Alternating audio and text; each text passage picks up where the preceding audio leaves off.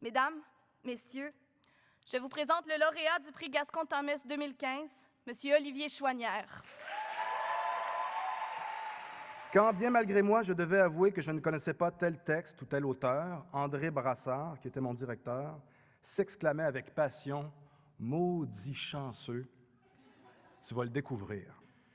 Plutôt que de me transmettre des connaissances, et il ne se fut pas faute d'essayer, l'école m'a transmis d'abord le virus de la curiosité. Pour moi, c'était important de le souligner, puis de parler de curiosité, puis de risque aussi, parce que quand même, quand moi je suis sorti de l'école, André Brassard, encore une fois, nous rappelait l'importance de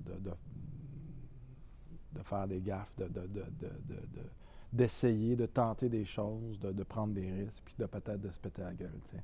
Alors que ce discours-là me semble quand même avoir disparu. T'sais. On est beaucoup dans comment arriver au succès, comment arriver à une bonne performance, comment arriver à fabriquer un bon produit fini. Je me réjouis que le théâtre n'évolue plus dans un monde à part et qu'il soit ainsi confronté, je dirais même mitraillé par les problèmes de son temps.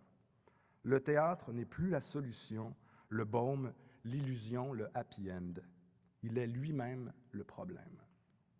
Je suis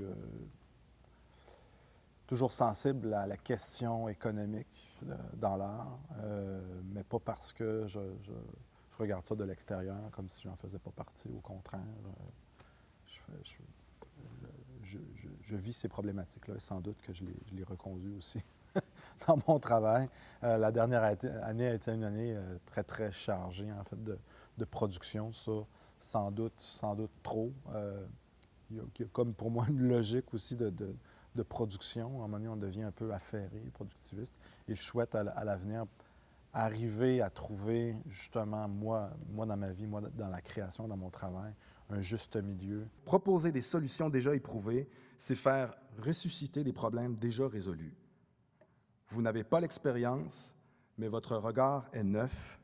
Profitez de cet avantage. Ce sont les plus vieux, à quelque part, parce que c'est eux qui sont qui ont vécu le plus d'histoire d'humanité, en fin de compte, les jeunes qui vont sortir de l'école. Donc, ils ont cette sagesse-là, je pense, par rapport au monde dans lequel ils vont débarquer. Puis j'espère qu'ils vont